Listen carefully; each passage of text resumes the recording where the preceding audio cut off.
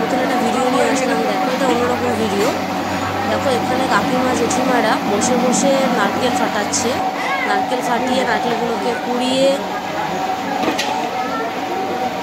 সব লাইন দিয়ে বসে নারকেল কোড়ানো হচ্ছে। কেন বলো তো?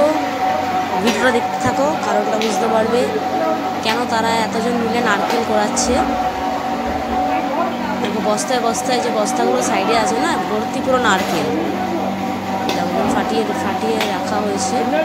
এখানে বসে একজন ফাটাচ্ছে, একজন কাটছে। এখানে দেখো যে জন্য নারকেল কোড়ানো হয়েছে এখানে কচু কাটা হয়েছে কুচু কুচু করে। আর এই দেখো মেশিনগুলো যে আছে পাশে বক্স টাইপের, দেখো একটা কাকু বসে আছে।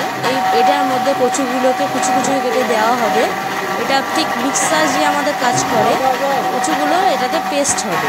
দেখো এক একটা করে করছে। আর দেখো লাইন দিয়ে কচু বাটা হয়েছে।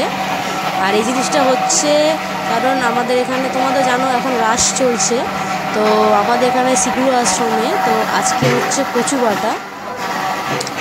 ভিডিওটা আমি কালকে রাতে করেছি বা আজকে সকালে শেয়ার করছি। এখানে দেখো আজকে যেহেতু কচু বাটা প্রচুর, এখানে প্রচুর লোক খায়, 600 700 1000 প্রচুর লোক খায়। তার মধ্যে আজকে হচ্ছে এখানে মেন হচ্ছে শেষ আজকে রাস উৎসব কচু বাটা দিয়ে। যারা যারা নাকতলা কাছাকাছি থাকো তারা চলে এসো কচু বাটা খেতে। এখানে দেখো প্রচুর পরিমাণে দিন, এটা সারা রাত ধরে কাজ হবে। এর মধ্যে আবার সর্ষে বাটা হবে, তারপরে নারকেল দিয়ে কচু দিয়ে মাখা হবে। কিন্তু এত বছর তো ছোটোর থেকে খেয়েছি, কোনোদিনও কিন্তু আজ পর্যন্ত গলা ধরেনি। এই জন্য বলে এটা ঠাকুরের প্রসাদ, গলা ধরবে না।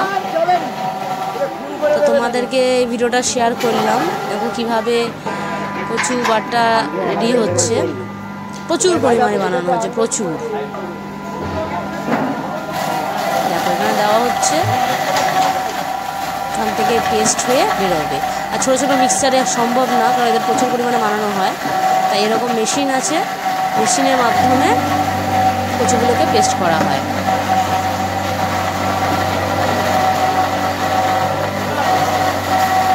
ভিডিওটা দেখার জন্য অসংখ্য ধন্যবাদ।